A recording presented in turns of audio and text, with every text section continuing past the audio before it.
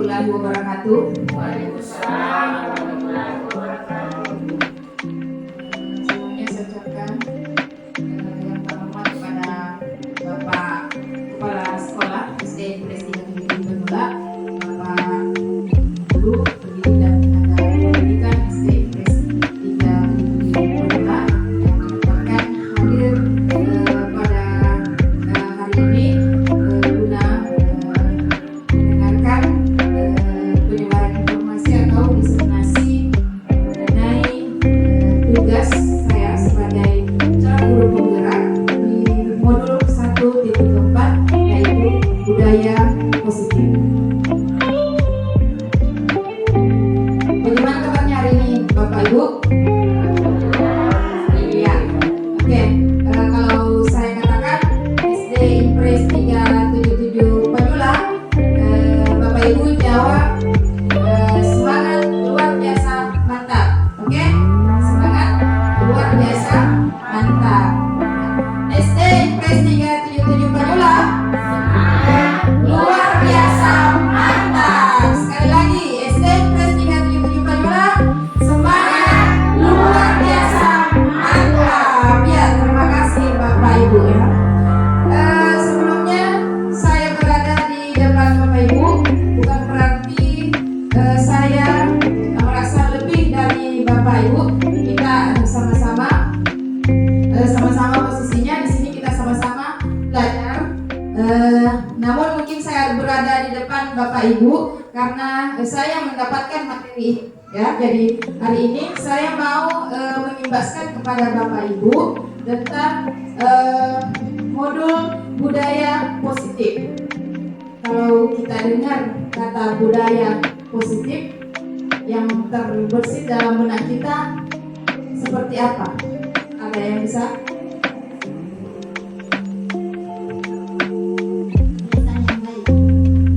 Kebiasaan yang baik. Ada yang lain? Budaya. Kalau budaya itu kan kebiasaannya. Nah, kalau positif berarti hal-hal yang baik. Ya, jadi bisa dikaitkan seperti itu. Ya, termasuk misalnya contoh penerapannya apa saja. Kalau misalnya budaya positif. Ada yang bisa Bapak Ibu? Salah satu contohnya, karena ini kan banyak sebenarnya kalau kita berbicara tentang budaya positif, apalagi yang diterapkan di sekolah kita. Karena saya rasa kalau SD Impres 377 Penula itu sudah dikenal, ya. Nah, misalnya saja kalau di sekolah-sekolah itu mengenai budaya positif, misalnya kedisiplinan boleh.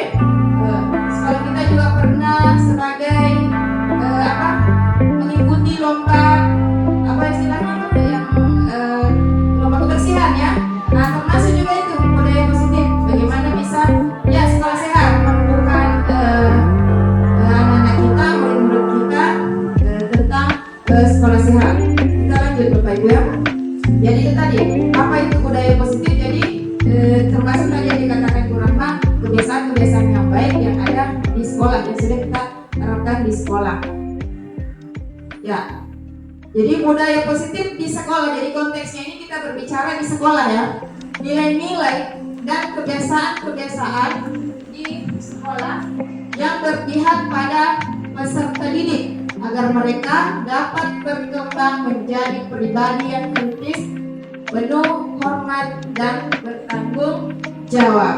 Karena tentu kita sebagai guru atau pendidik mengharapkan anak-anak kita itu menjadi orang yang baik ya. Tidak ada guru yang mengharapkan anak-anaknya atau murid-muridnya ke arah yang negatif. Ya. Pada modul ini ada beberapa konsep kunci mengenai budaya positif. Nanti beberapa menit ke depan, karena ini satu modul, saya rasa ini lumayan panjang. Jadi mulai dari perubahan paradigma belajar, bagaimana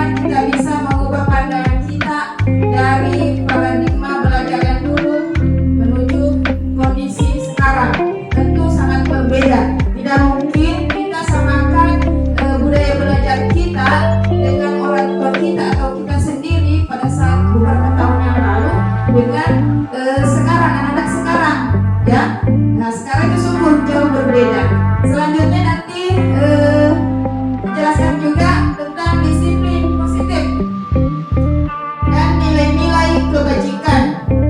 Selanjutnya motivasi perilaku manusia, kebutuhan dasar manusia.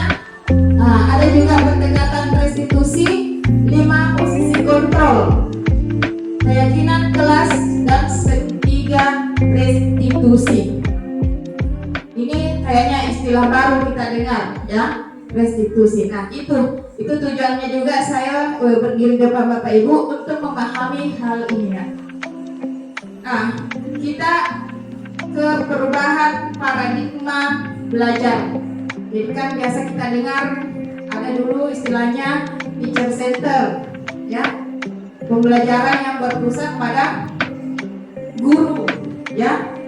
Kalau ini zaman dulu, walaupun sekarang mungkin masih ada yang melakukan, tapi ini yang mau diubah. Nah, menjadi nanti pembelajaran student center atau pembelajaran yang berpusat pada siswa atau murid. Nah, bagaimana kita bisa menciptakan pembelajaran yang berpusat pada murid? Tentu kembali pada diri kita sebagai guru atau pendidik. Bagaimana caranya? Selanjutnya, murid itu dengan student center tadi, ya, pembelajaran yang berpusat pada murid itu bisa secara aktif dalam membangun pengetahuan, sikap, dan perilakunya, sehingga mereka akan memperoleh pemahaman yang mendalam. Jadi guru di sini hanya bertindak sebagai fasilitator. Nah, selanjutnya bukan lagi bagaimana guru mengajar, yang lebih ditekankan itu bagaimana murid itu bisa belajar, ya. Seperti guru membaca bawang, ya, gurunya saja yang selalu kembangkan kompetensinya, tetapi tidak bisa menerapkan ke kelas. Nah, jadi bagaimana ya siswanya, ya. Jadi intinya bagaimana murid itu bisa belajar dengan baik. Nah, salah satu yang sering didengung-dengungkan adalah pembelajaran berdiferensiasi. Iya. Nah, perubahan paradigma atau pemikiran kita ini, ada satu bapak pendidikan yang sangat yang terkenal, yaitu Bapak Ki Hajar Dewantara. Nah, Bapak Ki Hajar Dewantara ini menyatakan bahwa murid itu atau anak itu bukan tabula rasa. Tahu Bapak Ibu apa itu tabula rasa? Nah, ini kayak bahasa asing, ya. Tabula rasa itu artinya, ini bahasa Latin yang artinya kertas kosong. Nah, jadi anak itu menurut Hajar Dewantara tidak lahir seperti kertas kosong, tetapi lahir seperti kertas yang sudah ada coretannya. Namun tugas kita sebagai guru atau pendidik atau yang mendidiknya menebalkan coretan-coretan itu. Artinya anak itu lahir memang sudah ada karakternya. Nah, tugas kita bagaimana bisa membentuk karakter anak itu jadi lebih positif, lebih baik. Nah, semua anak terlahir dengan bakatnya masing-masing, ya. Semua anak terlahir dengan bakatnya masing-masing. Sudah ada bakatnya, tinggal bagaimana kita mengembangkannya, ya. Memang kalau tugas guru itu sungguh penuh tantangan dan sangat luar biasa kalau kita bersama memahaminya. Selanjutnya, tugas guru itu menuntun, tadi ya semuanya, menuntun bakat tersebut agar anak tumbuh dengan selamat dan bahagia. Ini pernyataannya juga Ki Hajar Dewantara, Bapak pendidikan kita. Selanjutnya, guru diibaratkan sebagai petani. Nah, anak atau murid itu diibaratkan sebagai biji jagung atau misalnya padi.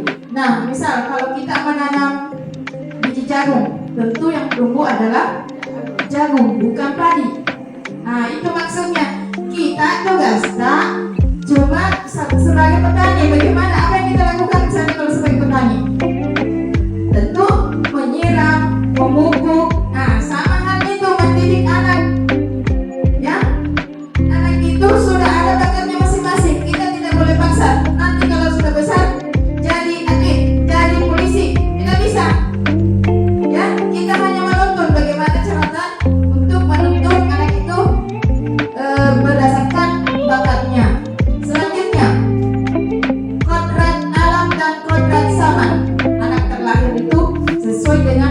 kodrat alam dan kodrat zamannya. Sama tadi, kalau kodrat alam berarti anak terlahir dengan karakter masing-masing, bakat masing-masing. Kemudian kodrat zaman, nah di sini tugas kita guru, kita harus menyesuaikan karena di sini konteksnya nanti pembelajaran. Berarti kodrat zaman, misalnya sekarang ini pembelajaran anak-anak itu harus disesuaikan dengan zaman sekarang, seperti itu. Kemudian berpihak pada anak atau murid. Nah, kalau kita berikan pembelajaran, perhatikan kebutuhan minat murid. Ya, jangan mengajar sesuai dengan kebutuhan tak. Ya, tetapi kita harus memperhatikan apa kebutuhannya murid tak.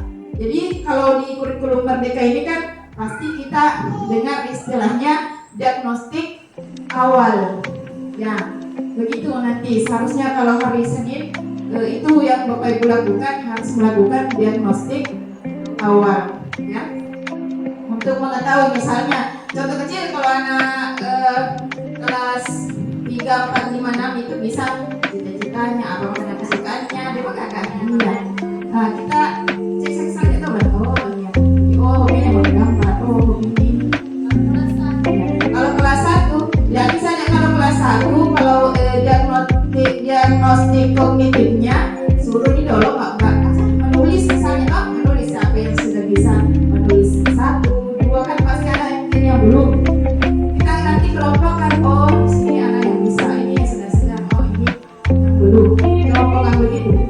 Bukan lagi seperti dulu kita mengajar langsung satu kali sama semua. Nah di Pak Guru ini 1 tambah 1 kan ada yang bisa mungkin. Jadi susah kan? Iya, iya betul. Betul. Nah ini warnanya nanti kita akan membentuk anak itu, karakter anak itu berdasarkan profil pelajar Pancasila. Itu yang digaungkan di kurikulum Merdeka. Selanjutnya, nah ini ada kegiatan pemantik. Sebelum kita masuk lebih jauh, coba perhatikan dulu Bapak Ibu. Sini Anda dan teman Anda akan melakukan kegiatan buka. Anda adalah A. Anda adalah mengepalkan salah satu tangan Anda. Nah, coba Anda bayangkan bahwa Anda menyimpan sesuatu yang sangat berharga. Sangat berharga, maka penting. Nah, kemudian di dalam kepalan tangan Anda perlu menjaga benda tersebut sekuat tenaga. Nah, karena pentingnya untuk kehidupan Anda. Nah, tugas rekan Anda adalah mencoba dengan segala cara untuk membuka kepala tangan Anda. Ya, nah, teman Anda boleh membujuk, menghadik, bilang buka. Nah, mengintimidasi, memarahi, menggoda, menggelitik, bahkan menawari Anda uang agar Anda bersedia membuka kepala tangan Anda. Ya.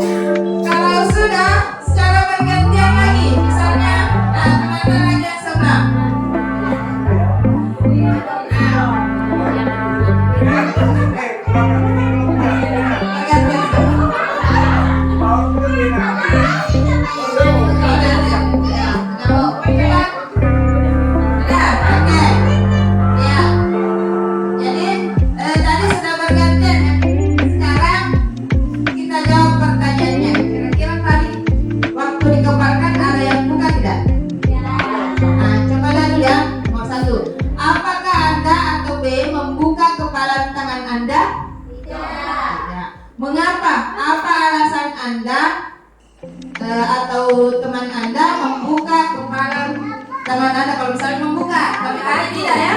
Nah, tadi tidak. Oke, jadi tidak dijawab ini. Yang kedua, apakah Anda atau B menutup kepala tangan Anda? Nah, menutup. Mengapa? Apa alasannya? Menutup. Ada yang bisa?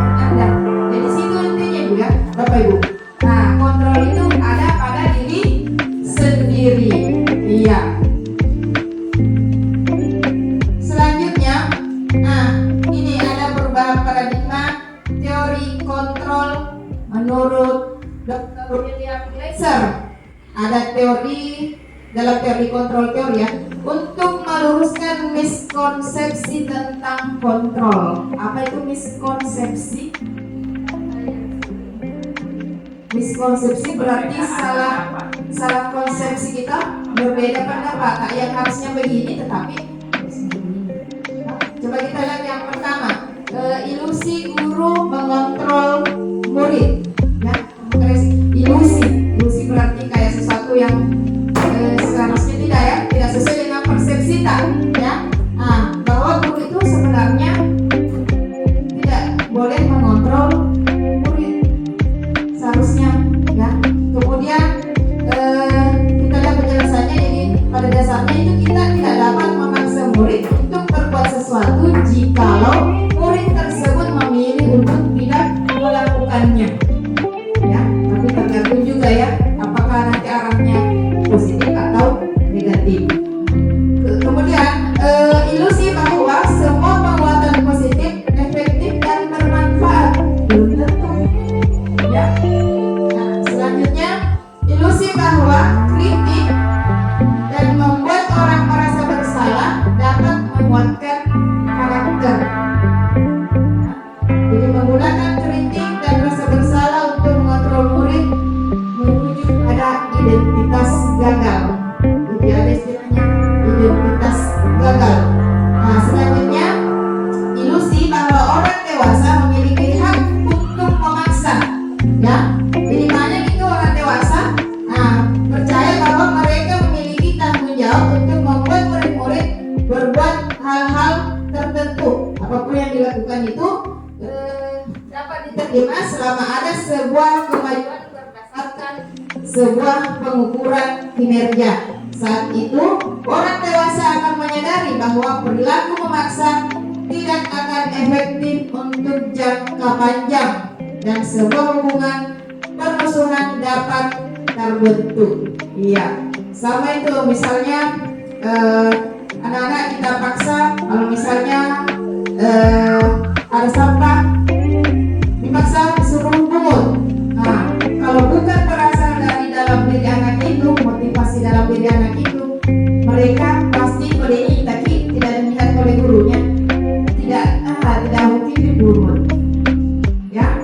Nah, selanjutnya, nah ini hubungannya dengan teori kontrol ya. Jadi realita ya, kebutuhan kita sama. Kalau menurut teori kontrol tidak, kebutuhan kita itu berbeda. Ya, begitu juga anak-anak kita. Anak yang sakit dengan anak-anak yang lain mungkin beda kebutuhannya. Makanya kalau anak itu berperilaku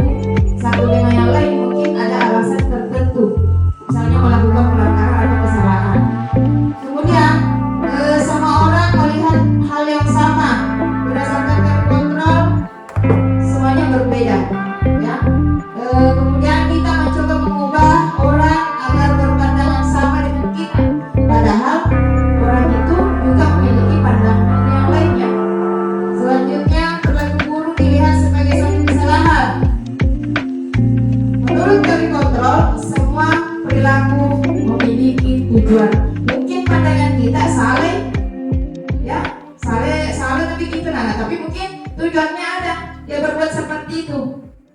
Ya, selanjutnya orang lain bisa mengontrol saya? Tidak.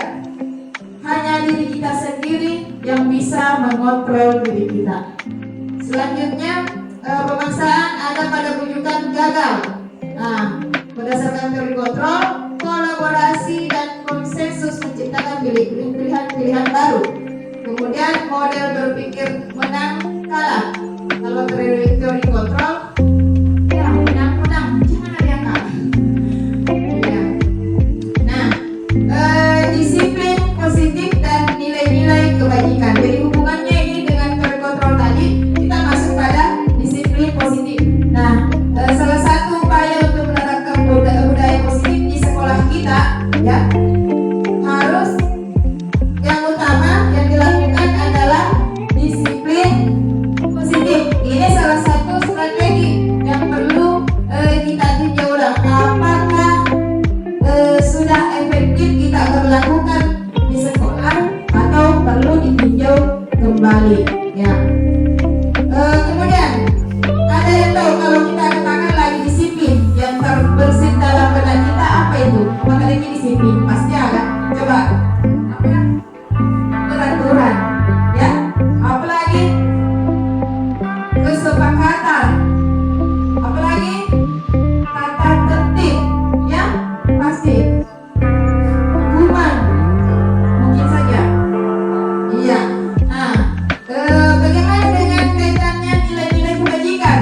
Jadi di sini banyak istilah, ya. Ada sih nilai-nilai kebajikan. Karena nilai-nilai kebajikan inilah yang harus sebenarnya ditanamkan pada diri anak, ya.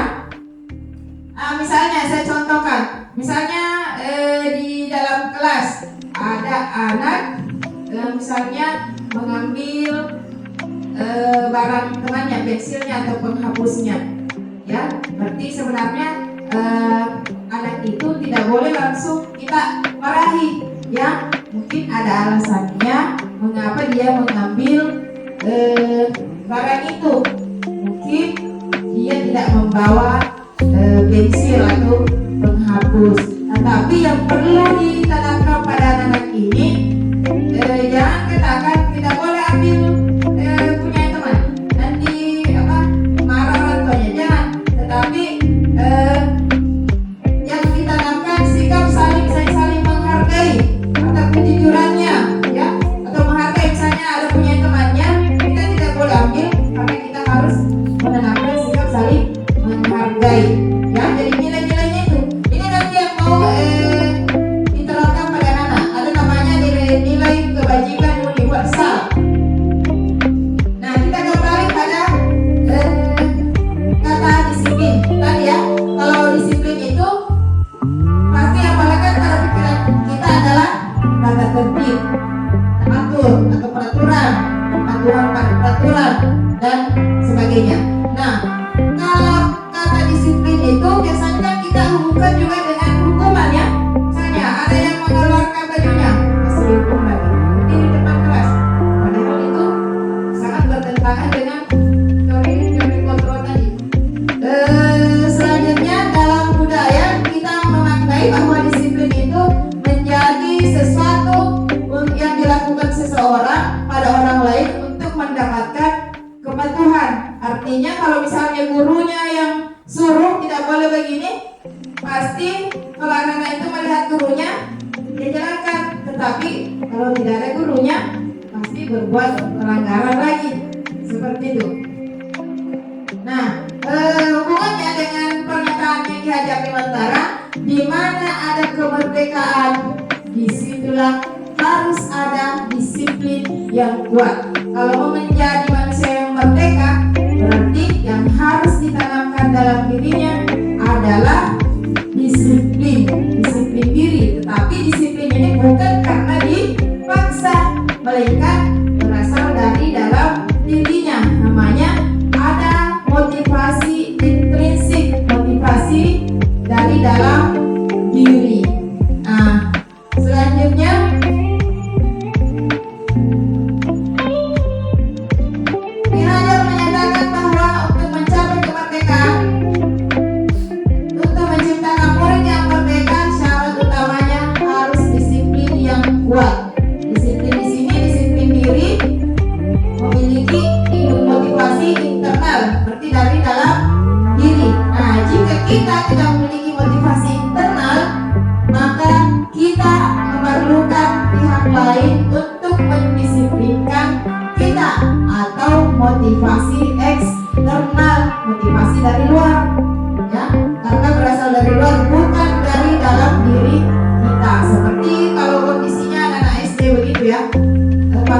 lebih sering itu kita kasih motivasi eksternal, karena biasanya nanti kita yang dorong baru dia mau laksanakan, ya.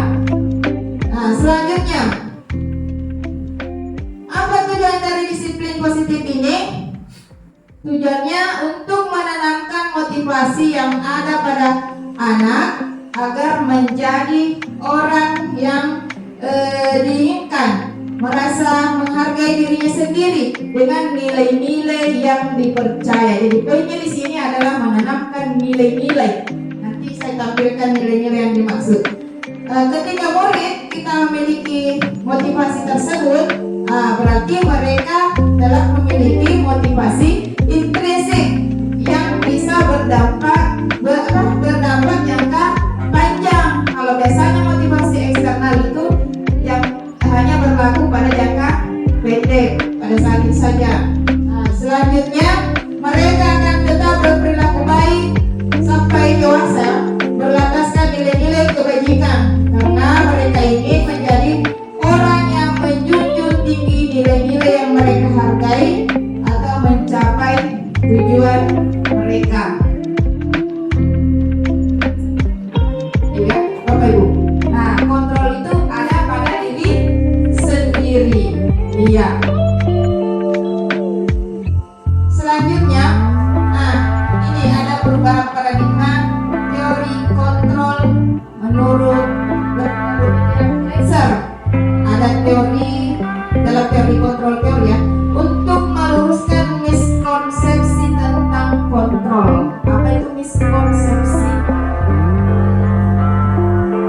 Miskonsepsi berarti salah konsepsi kita, berbeda pendapat. Nah, yang harusnya begini tetapi coba kita lihat yang pertama, ilusi guru mengontrol murid, ya. Ilusi berarti kayak sesuatu yang seharusnya tidak sesuai dengan persepsi tak, ya.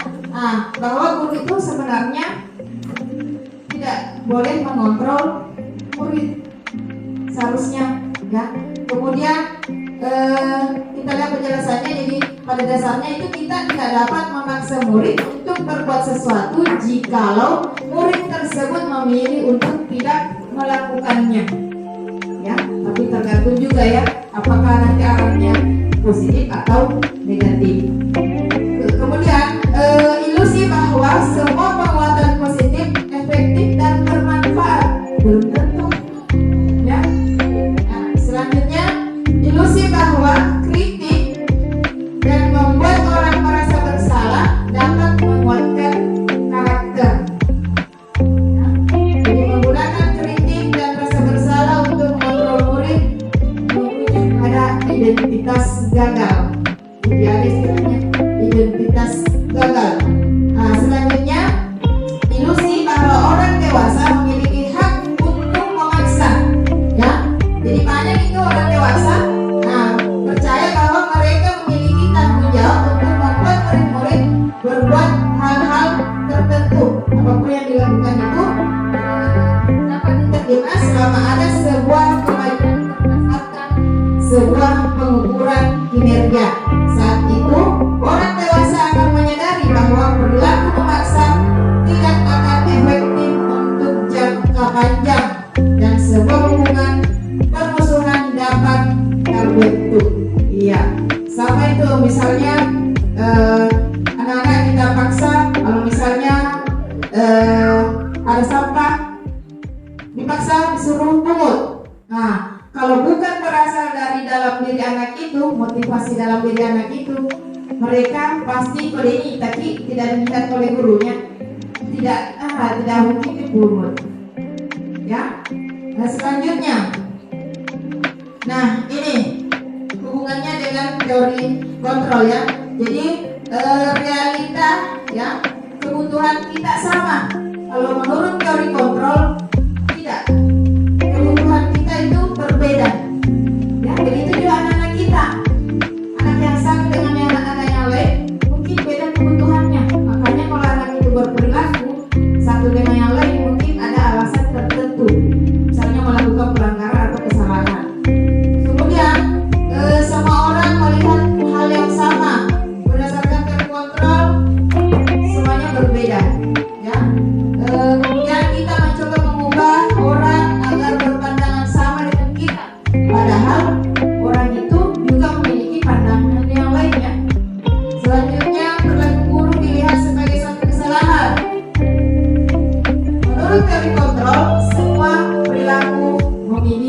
tujuan. Mungkin pandangan kita saleh, ya saleh tapi gitu nah, tapi mungkin tujuannya ada dia berbuat seperti itu. Nah, selanjutnya orang lain bisa mengontrol saya, tidak. Hanya diri kita sendiri yang bisa mengontrol diri kita. Selanjutnya pemaksaan ada pada kunjungan gagal. Nah, berdasarkan teori kontrol, kolaborasi dan konsensus menciptakan pilihan-pilihan baru. Kemudian model berpikir menang kalah. Kalau teori kontrol, ya menang, jangan ada yang kalah. Iya. Nah, disiplin positif dan nilai-nilai kebajikan. Jadi hubungannya ini dengan teori kontrol tadi, kita masuk pada disiplin positif. Nah, salah satu upaya untuk menerapkan budaya positif di sekolah kita, ya, harus yang utama yang dilakukan adalah disiplin positif. Ini salah satu strategi yang perlu kita tinjau ulang. Apakah sudah efektif kita berlakukan di sekolah atau perlu ditinjau kembali, ya. Kemudian ada yang tahu kalau kita katakan lagi disiplin yang terbersit dalam benak kita apa itu? Maka lagi disiplin pasti akan coba peraturan, ya. Apalagi kesepakatan, apalagi tata tertib, ya pasti. Hukuman mungkin saja, iya. Nah, bagaimana dengan kaitannya nilai-nilai kebajikan? Jadi di sini banyak istilah, ya. Ada serkasa nilai-nilai kebajikan. Karena nilai-nilai kebajikan inilah yang harus sebenarnya ditanamkan pada diri anak, ya.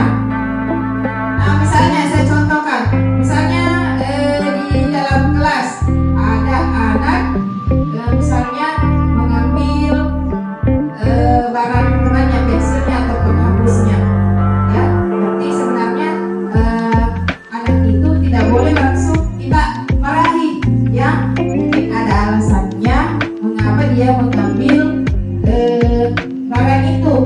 Mungkin dia tidak membawa pensil atau penghapus. Tapi yang perlu ditanamkan pada anak-anak ini, jangan katakan tidak boleh ambil punya teman, nanti marah orang tuanya, jangan.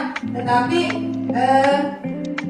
yang ditanamkan sikap saling menghargai atau kejujurannya, ya, atau menghargai. Misalnya ada punya temannya, kita tidak boleh ambil karena kita harus menanamkan sikap saling menghargai, ya. Jadi nilai-nilainya itu ini nanti yang mau diterapkan pada anak. Ada namanya nilai-nilai kebajikan universal. Nah, kita kembali pada kata disiplin tadi, ya. Kalau disiplin itu pasti yang melekat pada pikiran kita adalah tata tertib, teratur atau peraturan, kepatuhan pada peraturan dan sebagainya. Nah, kalau kata disiplin itu biasanya kan kita hubungkan juga dengan hukuman, ya. Misalnya ada yang mengeluarkan bajunya, pasti dihukum lagi, berdiri depan kelas. Padahal itu sangat bertentangan dengan teori kontrol tadi. Selanjutnya dalam budaya kita memaknai bahwa disiplin itu menjadi sesuatu yang dilakukan seseorang pada orang lain untuk mendapatkan kepatuhan. Artinya kalau misalnya gurunya yang suruh tidak boleh begini, pasti kalau anak-anak itu melihat gurunya dijalankan. Tetapi kalau tidak ada gurunya, pasti berbuat pelanggaran lagi, seperti itu. Nah, hubungannya dengan pernyataan Ki Haji Abdi Mantara, di mana ada kemerdekaan, disitulah harus ada disiplin yang kuat. Kalau mau menjadi manusia yang merdeka, berarti yang harus ditanamkan dalam dirinya adalah disiplin diri. Tetapi disiplin ini bukan karena dipaksa, melainkan berasal dari dalam dirinya. Namanya ada motivasi intrinsik, motivasi dari dalam diri. Nah, selanjutnya Ki Hajar menyatakan bahwa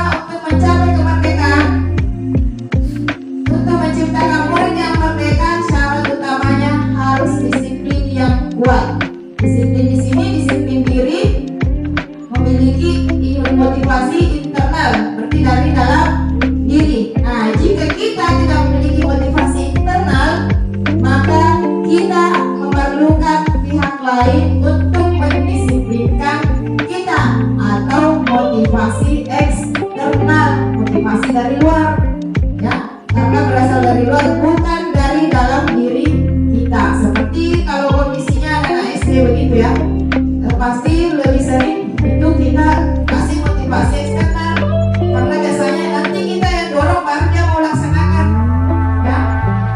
Nah, selanjutnya apa tujuan dari disiplin positif ini? Tujuannya untuk menanamkan motivasi yang ada pada anak agar menjadi orang yang diinginkan, merasa menghargai dirinya sendiri dengan nilai-nilai yang dipercaya. Jadi poinnya di sini adalah menanamkan nilai-nilai. Nanti saya tampilkan nilai-nilai yang dimaksud. Ketika murid kita memiliki motivasi tersebut, berarti mereka telah memiliki motivasi intrinsik yang bisa berdampak jangka panjang. Kalau biasanya motivasi eksternal itu yang hanya berlaku pada jangka pendek, pada saat itu saja. Nah, selanjutnya mereka akan tetap berperilaku baik sampai dewasa berlandaskan nilai-nilai kebajikan, karena mereka ingin menjadi orang yang menjunjung tinggi nilai-nilai yang mereka hargai atau mencapai tujuan mereka. Selanjutnya, disiplin ini sebagai bentuk kontrol diri. Itu tadi ya. Siapa yang percobaan tadi sudah ada hubungannya di sini. Ya, yang tadi kepala kita bahwa siapa yang bisa mengontrol diri kita adalah diri kita sendiri. Nah, disiplin ini sebagai bentuk kontrol, ya, bentuk kontrol diri, yaitu belajar untuk kontrol diri agar dapat mencapai suatu tujuan. Nah, tujuan mulia yang mengacu pada nilai-nilai atau prinsip-prinsip yang mulia. Nah, biasa kita katakan itu nilai-nilai kebajikan. Nah, kalau nilai-nilai kebajikan sendiri itu adalah sifat-sifat positif manusia. Ya, perlu digarisbawahi, sifat-sifat positif manusia yang merupakan tujuan mulia yang ingin dicapai oleh setiap individu. Karena semua orang pasti ingin lebih baik, ya. Tidak ada orang yang ingin menjadi buruk. Nah, hubungannya konteksnya dengan pendidikan, nilai-nilai yang ingin dicapai, ya, berdasarkan pemikiran KHD adalah, dan hubungannya dengan kurikulum sekarang, kurikulum Merdeka adalah profil pelajar Pancasila, ya. Kasih tahu ya. Nah, yang pertama itu siapa yang tahu? Atau bisa saja dibaca di atas. Yang pertama, beriman dan bertakwa kepada Tuhan yang Maha Esa dan berakhlak mulia. Nah, berkebinekaan global, bergotong royong, kreatif, bernalar kritis, dan mandiri. Nah, ini kalau tujuan pendidikan, karakter ini yang ingin dicapai. Nah, namun ini karakter profil pelajar Pancasila. Namun banyak lagi nilai-nilai kebajikan yang lain, ya.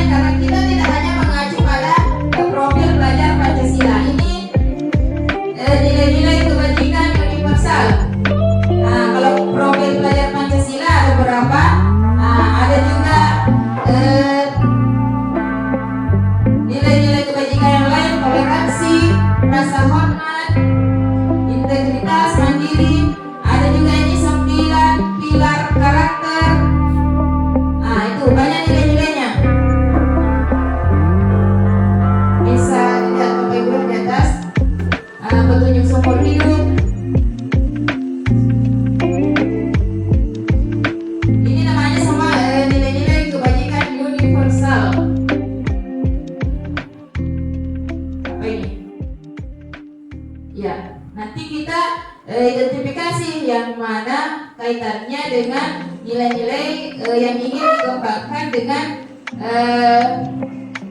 murid kita atau yang dilakukan murid di kelas. Nanti ada hubungannya dengan membuat keyakinan kelas.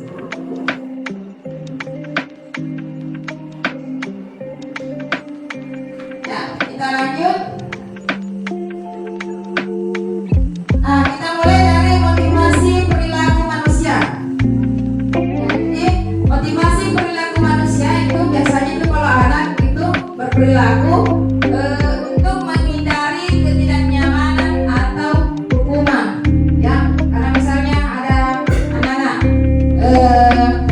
misalnya coba-coba datang ke sekolah karena guru yang mau masuk si ibu A. Nah, kalau ibu A itu pasti ngejeweki kalau terlambat. Ya, misalkan begitu. Jadi anak ini menghindari hukuman. Ya, kalau motivasi yang kedua untuk mendapatkan imbalan atau penghargaan dari orang lain. Ya, misalnya ada anak kalau selesai tugasnya sampai ini saya kasih permen. Nah, jadi mengharapkan imbalan. Kemudian untuk menjadi orang yang mereka inginkan dan menghargai diri sendiri dengan nilai-nilai yang mereka percaya. Nah, mungkin ini yang lebih baik ya. Nah, ingin menghargai diri sendiri. Kalau misalnya saya kerjakan PR, tidak menuntut imbalannya, tetapi ingin merasa bahwa saya mampu mengerjakan tugas itu. Nah, coba perhatikan Bapak Ibu. Di sini ada kasus. Nanti ada pertanyaannya. Bisa dibaca atau saya bantu baca. Iva kurang menguasai pelajaran matematika, sehingga pada saat pelajaran tersebut berlangsung dia lebih banyak berdiam diri atau menggambar di buku pelajarannya. Mungkin ada anak kita atau murid kita seperti ini. Nah, pada saat guru matematikanya Pak Seno menanyakan pertanyaan, Iva menjadi gugup dan tak sengaja menjatuhkan tasnya dari kursi. Ketika menjadi gagap pada saat berupaya menjawab. Seluruh kelas pun tertawa melihat perilaku Iva yang bicara tergagap dan terkejut tersebut. Pak Seno pada saat itu membiarkan teman-teman Iva menertawakan Iva yang tergagap dan malu luar biasa, dan malahan minta Iva untuk maju ke depan dan berdiri di depan kelas sambil menunjuk hidungnya karena tidak bisa menjawab pertanyaan Pak Seno. Kelas semakin gaduh dan anak-anak pun tertawa melihat Iva di depan kelas memegang hidungnya. Kira-kira bagaimana tindakan Pak Seno ini? Sangat jauh dari yang kita harapkan. Nah, kalau Bu Bapak gimana? Dan sebagainya. Kalau sekarang itu tidak tepat untuk kita terapkan. Apakah Anda setuju dengan tindakan Pak Seno terhadap Iva? Mengapa? Karena termasuk boleh? Iya, boleh. Menurut Anda, tindakan Pak Seno terhadap Iva apakah sebuah hukuman atau konsekuensi? Apa? Karena tadi Iva menggambar saja ya, saat belajar. Nah, kemudian disuruh naik ke depan untuk berdiri, maju depan berdiri dan menunjuknya. Nah, adakah hukumannya dengan belajar matematika dengan berdiri menunjuk hidung? Tidak ada. Berarti ini adalah sebuah hukuman. Ya. Kecuali kalau misalnya ada anak terlambat 10 menit masuk belajar. Nah, kemudian selesai nih belajar, ya, semuanya anak itu diminta untuk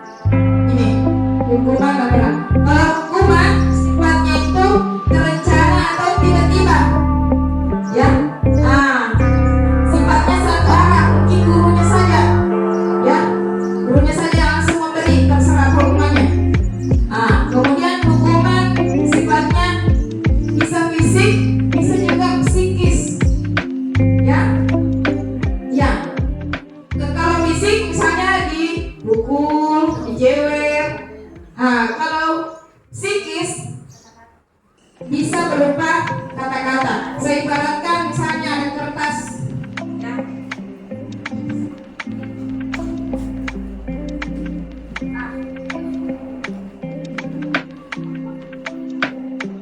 Saya ibaratkan kertas ya. Kalau ini misalnya psikis. Nah, ini kertas. Ya, kertas tidak ada hubungannya, tidak ada lipatannya ya. Tapi ketika anak itu diberikan kata-kata yang menyakitkan, misalnya kamu bodoh, dalam artinya kan, nah, kamu mahal,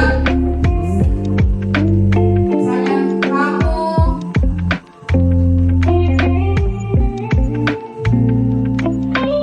misalnya lagi kamu tidak mendengarkan guru, pasti kan terbekas dalam hatinya. Tetapi ketika kita menyadari dan meminta maaf kepada anak itu, maaf nih,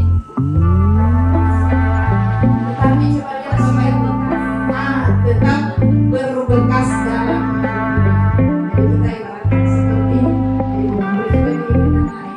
Milo dan Puji, memang cewek masalahnya, tetapi terkadang anak itu masih membekas dalam hati. Tidak mendengar sama. Kita lanjut.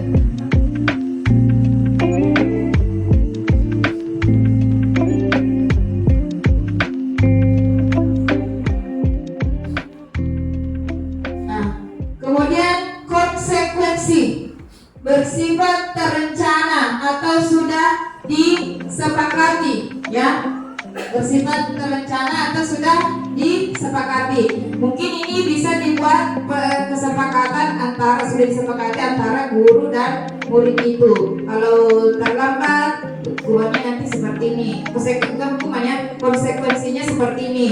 Nah, misalnya kemudian murid tetap dibuat tidak nyaman untuk jangka waktu yang pendek, ya, itu konsekuensi.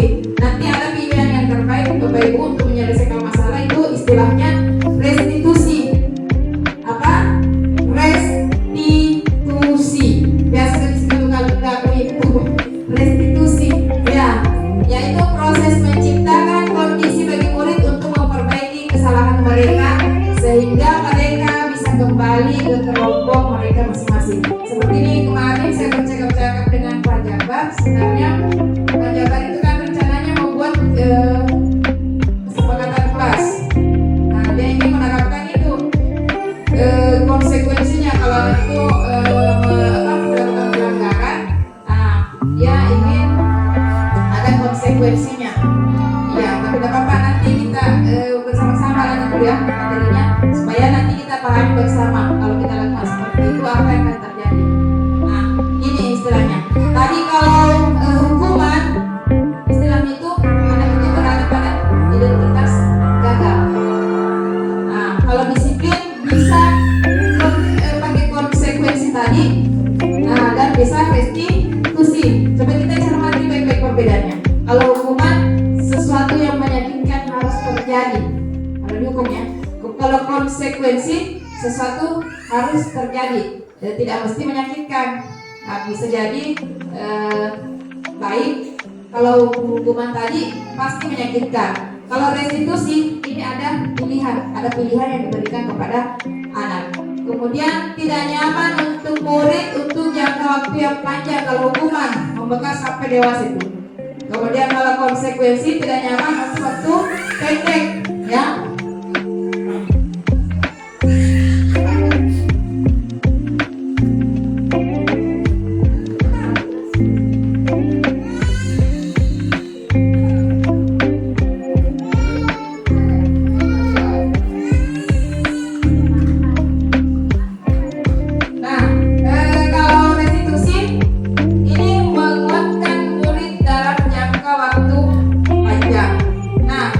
Selanjutnya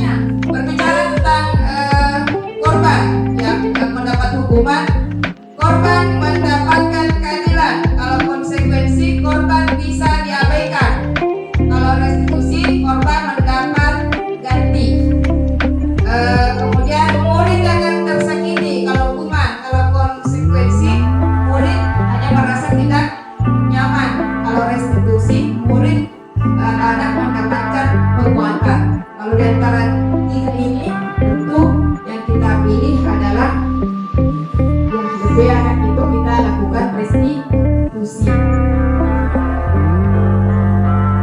Ini hukuman perilaku pasif agresif meningkat, sistem tidak akan berjalan bila murid tidak takut, berlaku hanya pada sebuah institusi, peraturannya adalah titik-titik, kamu harus titik-titik. Itu kalau hukuman, murid akan membenci peraturan, yang namanya peraturan. Kalau konsekuensi, penguatan hanya bertahan dalam jangka waktu pendek, memerlukan monitoring atau supervisi, membantu penerapan mengikuti peraturan dalam masyarakat. Kalau biasanya pertanyaannya apa peraturannya? Itu kalau konsekuensi, maupun kamu melakukannya. Terima kasih seperti itu. Murid, anak menghormati peraturan. Itu tadi kalau konsekuensi. Kalau restitusi, masalah bisa terpecahkan. Kemudian murid belajar bertanggung jawab untuk perilakunya. Kemudian fokus pada pemecahan masalah dalam jangka waktu panjang. Nah, biasa pertanyaannya itu kata-katanya apa yang kamu yakini? Artinya nilai-nilai apa yang sudah kita sepakati. Kemudian apa yang bisa kamu lakukan untuk memperbaiki masalah ini? Kata-katanya seperti itu yang diucapkan kepada anak. Murid atau anak menghormati dirinya dan orang lain.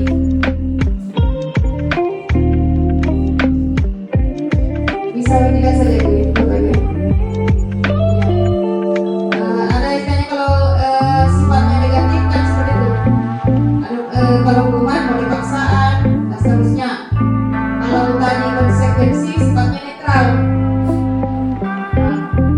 Tapi masih stimulus respon. Ya, seperti tadi ya. Kalau restitusi ini positif. Ini kan yang ingin kita bentuk budaya positif, disiplin positif. Ya, ini sudah berdasarkan dengan teori kontrol. Mendorong disiplin positif, konsep diri kuat, murid belajar memecahkan masalahnya sendiri, anak paham bahwa dirinya itu yang memegang kendalinya adalah dirinya sendiri. Nah, kalau dampaknya hukuman itu, kalau dampaknya pada murid itu bisa saja marah atau merasa bersalah atau rendah diri, ya. Atau bisa saja dia kalau sudah dihukum dia mengasingkan diri dengan teman-temannya karena mungkin merasa malu, ya. Kemudian tiba-tiba tidak diharapkan atau sangat melukai. Kemudian hukuman tadi dibuat oleh guru searah saja, kemudian menyakitkan. Guru menjalani konsekuensi dengan menyalahkan, mengkritik, menyindir dan merendahkan. Nah, bedanya kalau konsekuensi ada juga jeleknya, kehilangan hak, waktu jeda seorang diri. Sudah diketahui atau masuk akal, dibuat dua arah saja, guru dan murid. Kemudian membantu, kemudian guru menyatakan peraturan, guru memberikan peringatan dan menerapkan konsekuensi. Kalau restitusi, murid atau anak tidak kehilangan waktu, namun bersemangat untuk memperbaiki diri. Tidak kehilangan waktu arti di sini. Kalau hukuman kan kadang langsung tiba-tiba, misalnya anak itu sedang main-main di dalam kelas, masih kita panggil suruh depan kelas, kan hanya waktu, ya. Kalau dilakukan restitusi, walaupun anak itu main di dalam kelas, kita tegur, kita suruh kembali fokus, jadi anak itu tetap belajar, tidak ada waktu yang kehilangan. Tetapi untuk memecahkan masalahnya tadi yang pelanggarannya, nanti setelah pembelajaran selesai kita panggil. Jadi tidak ada waktu yang terbuang ketika sedang belajar. Kemudian berupa undangan untuk mengadakan restitusi, dibuat oleh murid atau anak itu sendiri. Kalau restitusi, pemecahan masalahnya dibuat oleh murid itu sendiri, bukan kita guru. Kita yang tanyakan kepada murid bagaimana cara memperbaiki kesalahannya tersebut. Jadi pilihan ada pada anaknya. Kemudian menguatkan, guru menyebutkan keyakinan kelas, membimbing solusi apa yang bisa dilakukan. Tidak terbaca.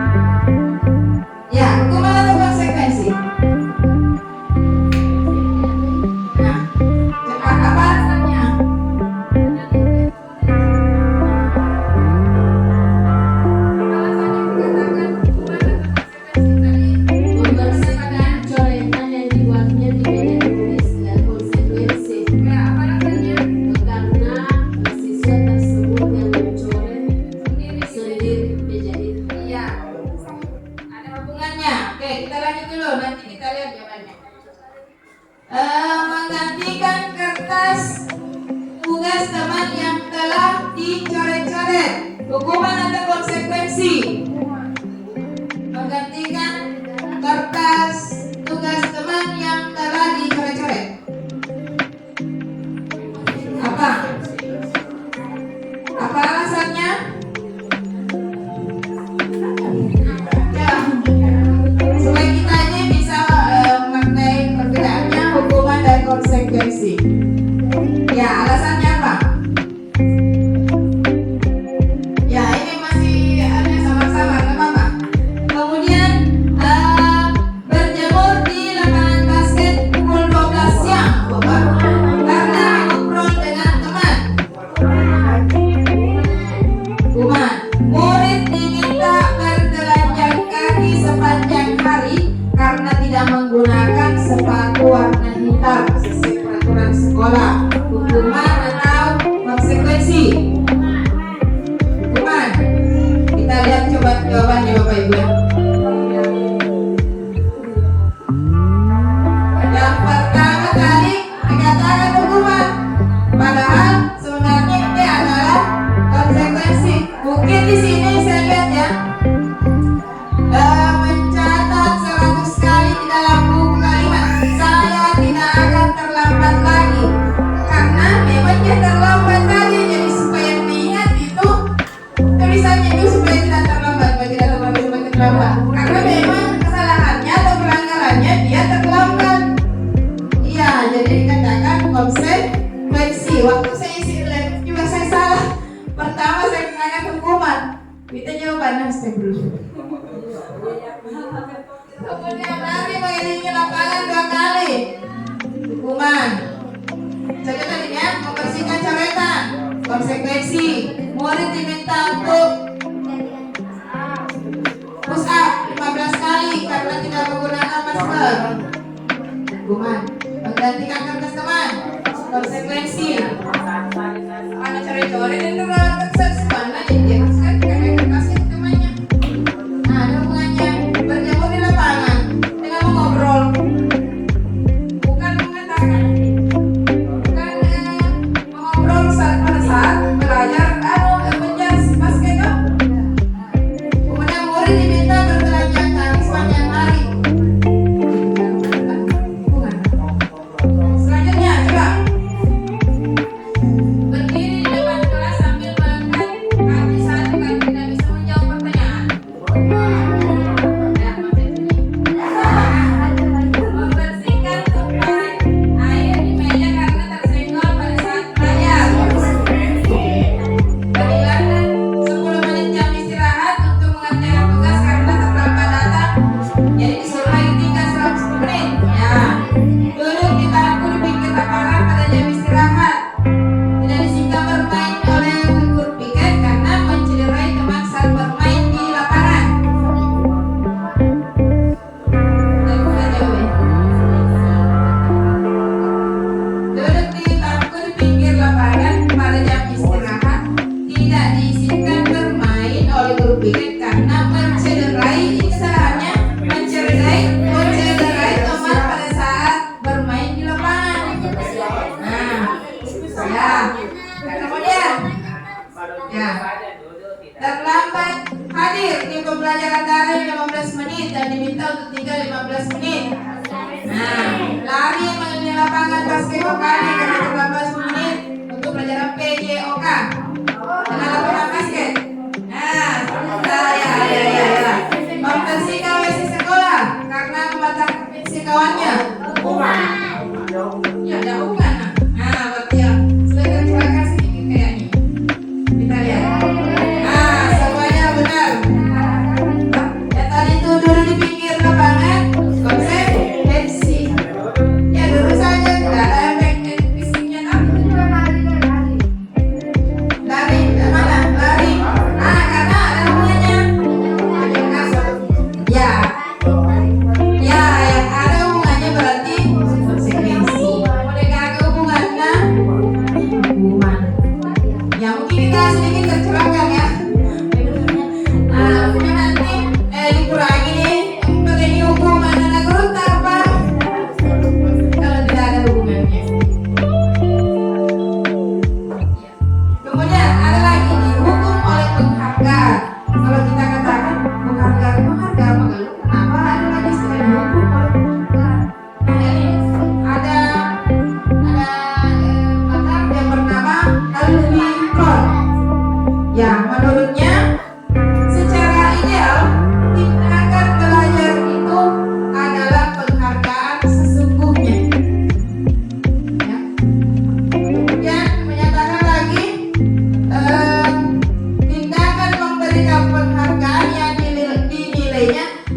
dengan menghukum seseorang.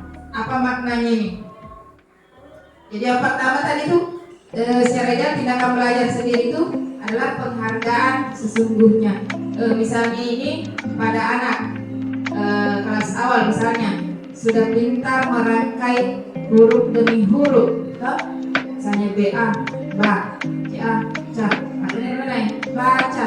Ya, kita tidak usah lagi kasih anak-anak janjikan siapa yang bisa baca ini saya kasih permen. Tidak usah kasih penghargaan begitu, karena sudah penghargaan itu sudah ada pada anak. Macam baca, dia sudah pintar membaca, itu adalah penghargaannya sesungguhnya. Ia boleh diberikan tepuk tangan seperti itu.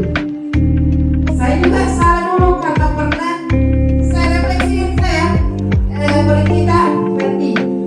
Sejanji itu kalau berhenti gimana baca, saya kasih jual 50.000. 50.000. Kemudian kalau pintar dibaca 1 kali 25 depresi 100. Nah, tidak ada motivasi intrinsi. Nah, jadi saya gagal juga, saya gagal. Setelah saya baca materi ini, ya betul. Tadi berdasarkan dihukum oleh penghargaan. Penghargaan itu pengaruhnya jangka panjang, ada juga jangka pendeknya. Tidak efektif, merusak hubungan, mengurangi kedekatan, menurunkan kualitas, mematikan kreativitas, menghukum, dan ini yang paling terakhir tadi ada ya motivasi dari dalam diri atau intrinsik. Nah, cara yang paling ideal kita gunakan untuk menciptakan disiplin positif ini sebenarnya satu, yaitu dengan restitusi. Ya, dengan restitusi. Jadi kalau restitusi itu, bukan untuk menebus kesalahan, namun anak itu bisa belajar dari kesalahan. Melakukan restitusi memperbaiki hubungan. Restitusi adalah tawaran, bukan paksaan. Jadi tersenai. Nanti ada teknik-tekniknya caranya. Kemudian restitusi itu menuntun untuk melihat ke dalam diri anak nilai-nilai yang diyakininya supaya tidak melakukan pelanggaran. Kemudian mencari kebutuhan dasar yang mendasari tindakan. Kemudian restitusi merupakan cara yang paling baik. Kemudian restitusi fokus pada karakter bukan tindakan. Kemudian menguatkan fokus pada solusi, dan ini intinya mengembalikan murid yang berbuat salah pada kelompoknya agar dia tidak dikucilkan oleh temannya. Kalau misalnya sudah kalau hukumannya kalau sudah dihukum Nana itu masih ini dia disuruh memberi. Pasti dia malu enggak punya temannya yang lain. Kalau cara restitusi ini sifatnya mengembalikan anak pada kelompoknya. Nah, mungkin anak itu melakukan kesalahan atau pelanggaran. Kita kenal juga ada 5, sebenarnya ada 5 kebutuhan dasar manusia, ya. Yang pertama kebutuhan untuk bertahan hidup. Kemudian kita itu memerlukan kasih sayang dan rasa terima, kebebasan, kesenangan, penguasaan. Karena itu kita mengajar, kemudian ada anak yang bertingkah lain, ya. Mungkin anak itu loh diperhatikan,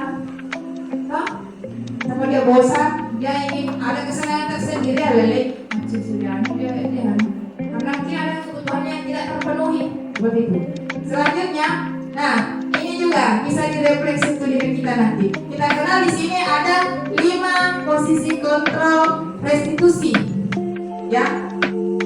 Ingat 5 posisi kontrol dalam restitusi. Sebagai penghukum, sebagai pembuat merasa bersalah, sebagai teman, sebagai pemantau, dan sebagai manajer. Kalau kembali pada diri kita Bapak Ibu, refleksi saya letak biasanya kok kekidinan naik, apa yang sering kita lakukan? Mungkin ada juga yang melakukan membuat merasa bersalah, atau sebagai teman, pemantau. Jangan-jangan ini adalah bukan manajer.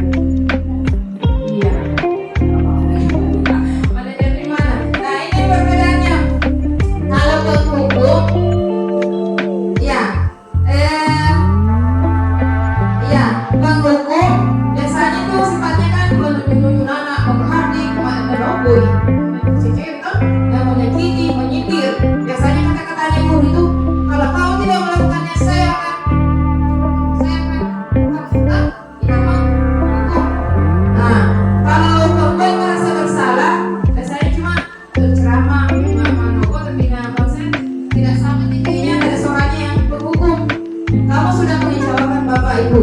Nah, terusnya kalau teman biasanya hanya membuatkan alasan-alasan untuk murid-muridnya. Nah, biasanya maka lakukan demi bapak ibu yang sudah nanti bapak ibu bantu. Itu posisinya sebagai teman. Nah, kalau pemantau, biasanya itu ada aturan-aturan. Kalian kenapa? Masih panggil. Siap. Nah, apa peraturannya? Kenapa datang terlambat? Kan biasa gitu. Nah, itu pemantau.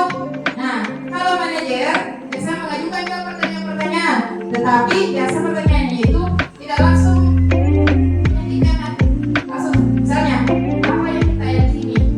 Misalnya, apa yang kita kelas kita? Apa keyakinan? Nah, kalau kamu meyakininya, maukah kamu memperbaikinya? Misalnya, apa yang kelas kita ini harus menghormati?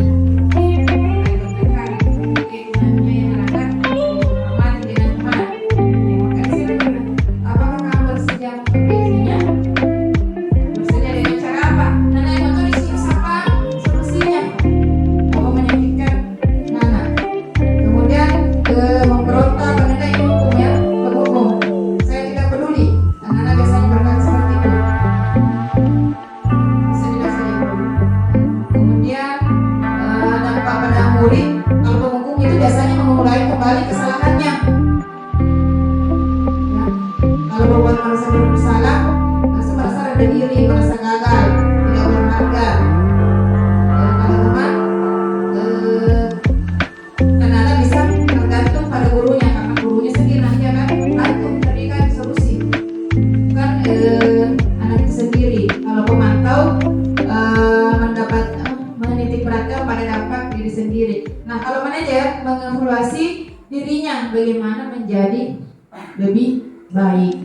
Jadi kembali pada ya kita coba perhatikan dulu di atas. Kira-kira posisi apa ini kalau ada kata-kata seperti ini? Siapa yang mengatakan? Apakah tadi si penghukum ataukah posisi pembuat merasa bersalah, teman, pemantau, ataukah manajer? Nah, saya kecewa sekali dengan kamu. Penghukum, pembuat merasa bersalah. Nanti kita lihat. Ataukah kamu tidak pernah benar melakukannya?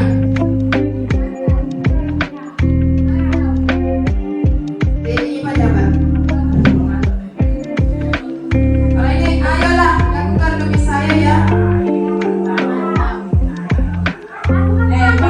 Bukan. Jadi ya kita supaya kita paham ya. Nah, apakah kamu mau mendapatkan stiker tentang hari ini?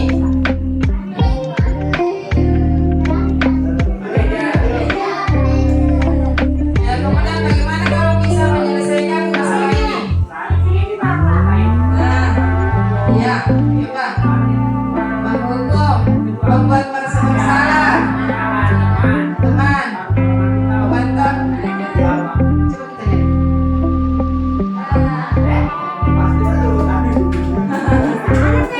kita lihat. Yang pertama, coba lihat yang pertama. Iya. Saya kecewa sekali dengan kamu. Berarti itu membuat merasa bersalah. Saya kecewa sekali. Nah, kamu tidak pernah benar melakukannya. Belum paham mungkin. Tidak apa-apa. Kita lanjut. Coba ini, fokus coba ini. Tadi sambungannya tadi tuh kita lihat sensor ini. Ini langsung. Kamu selalu yang paling terakhir.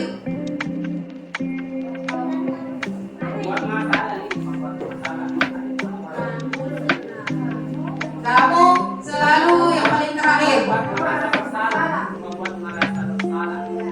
Kamu tidak akan mendapatkan bintang bila tidak menyelesaikan ini ya. Berapa kali sih saya sudah mengatakan kepada kamu?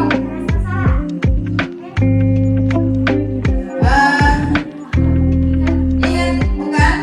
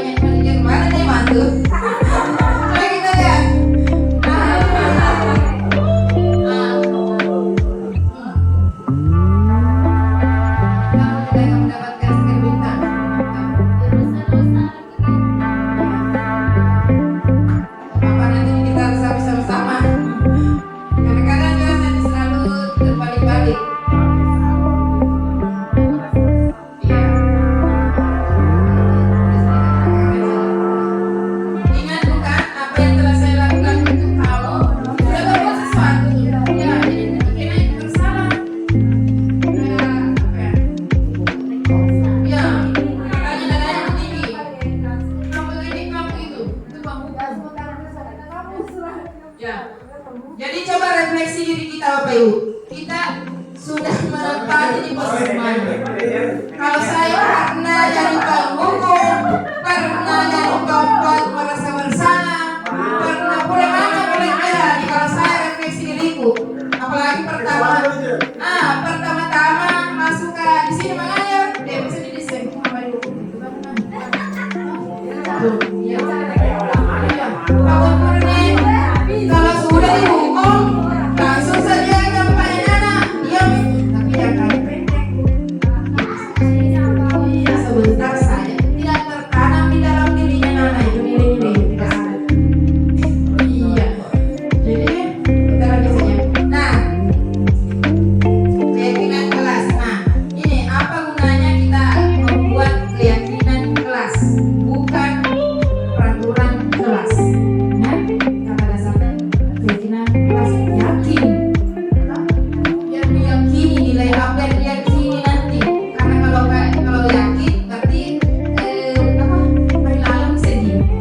Ya. Kemudian mengapa adanya keyakinan kelas penting untuk terbentuk sebuah budaya positif. Kemudian bagaimana mewujudkan keyakinan kelas yang efektif. Mengapa keyakinan kelas? Mengapa bukan peraturan kelas? Ibaratkan kita ada misalnya mau berkendara roda 2, peraturannya kan kita disuruh pakai helm. Sebenarnya kita disuruh pakai helm itu karena apa? Bukan karena takut sama polisi? Bukan. Yang kita yakini supaya kita selamat. Bisa bedakan? Ya, banyak juga takut polisi. Kalau takut polisi berarti itu belum nilai-nilainya. Nah, yang kita harus yakini bahwa kalau pakai helm supaya kita selamat. Kalaupun terjadi kecelakaan, nah ada yang melindungi kepala kita. Kemudian, peraturan menggunakan masker dan mencuci tangan. Bukan karena apa, kalau misalnya pakai masker misalnya supaya dari TikTok itu, apalagi biasa musimnya itu ya COVID, ada kurang kalau tidak pakai masker ini ada tetapi nilai-nilai yang ada pada diri kita bahwa kalau menggunakan masker tidak berpindah kepada orang di dekatnya. Iya betul. Jadi nilai-nilainya bisa berupa kesehatan dan keselamatan. Jadi nilai-nilainya itu tidak mutlak mungkin pandangannya bapak atau ibu yang satu sama dengan ibu yang lain. Tergantung nanti kalau begini keyakinan kelas, misalnya kan beda. Kalau di kelas 1, kelas awal ya, karena naik pakai buku keyakinan kelas, nah jadi bahasa tinggi ke elemental boleh naik. Tapi usahakan keyakinan kelas itu tidak boleh mengatakan dilarang makan atau apa yang tidak boleh menyontek. Jangan katakan dilarang atau tidak, gunakan kalimat positif. Ya, maka yang tidak boleh menyontek berarti harus jujur. Jujur kalau jujur kan luas nih toh, sudah ada nilai. Tidak ada kalau keyakinan kelas, tidak ada. Kecuali kalau yang tadi itu peraturan mau dibikin konsekuensi. Kemudian pembentukan keyakinan kelas. Jadi ini keyakinan kelas itu tadi sifatnya abstrak. Jadi kalimat-kalimat yang digunakan bukan langsung kayak misalnya apa ya, dilarang begini, dilarang begitu, tapi nilai-nilainya ada misalnya dilarang bertengkar, dilarang ini, tapi nilainya kan saling menghormati. Itu nilai-nilainya yang ditampilkan. Ya, ini saya tidak bikin kuisnya lagi, langsung lihat saja. Contoh peraturannya apa biasa kita kesepakatan di kelas. Peraturannya kembalikan barang di tempatnya. Berarti nilai yang terkandung di dalamnya adalah anak-anak diajarkan untuk bertanggung jawab. Jadi jangan mungkin kalau peraturan lo deh bu, tidak apa-apa ditulis itu misalnya mengembalikan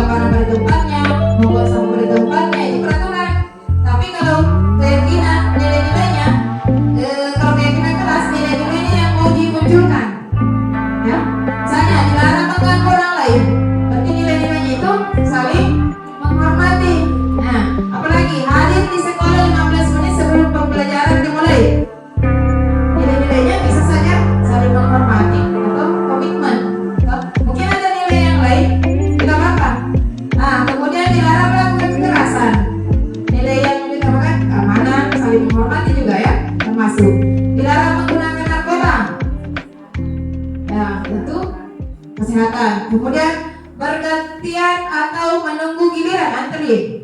Berarti nilai-nilai apa yang ditanamkan? Menghormati orang lain. Sama itu kalau awal mau belajar anak disuruh berbaris, termasuknya itu supaya anak dari sini dulu deh.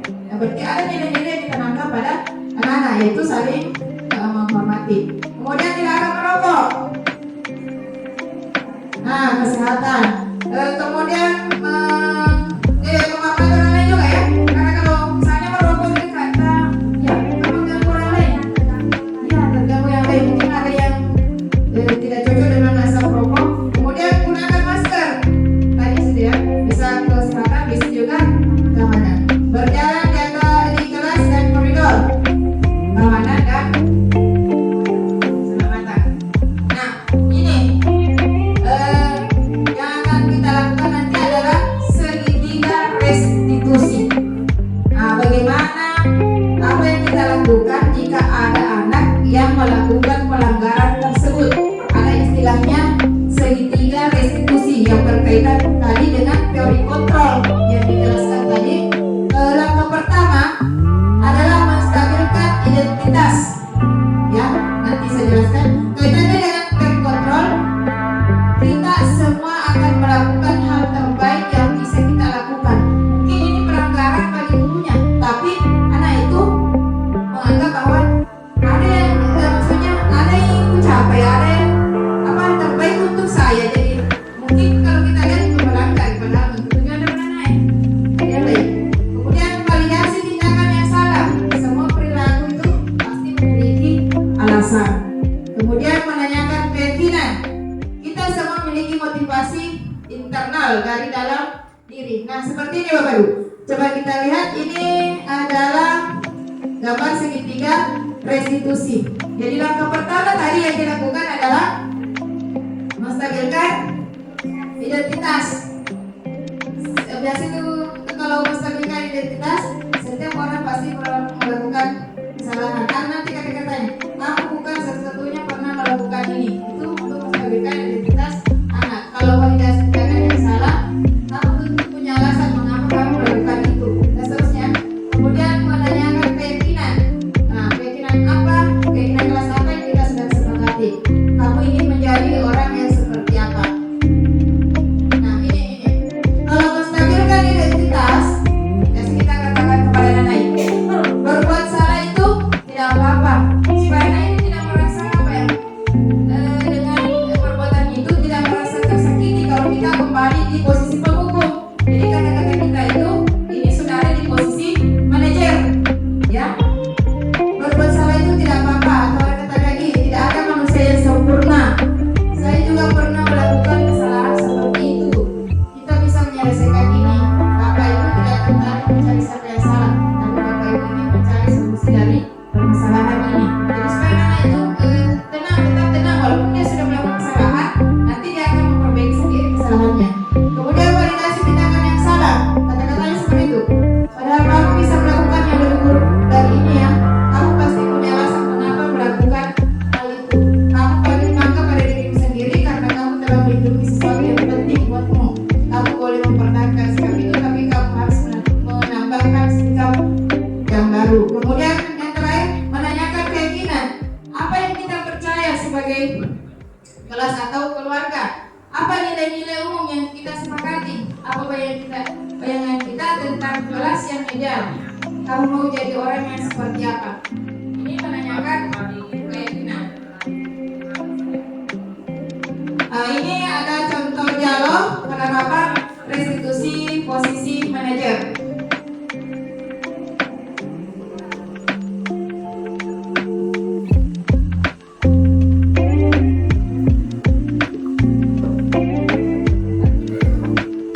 Nah, ini adalah contoh dialog penerapan restitusi dengan posisi manajer.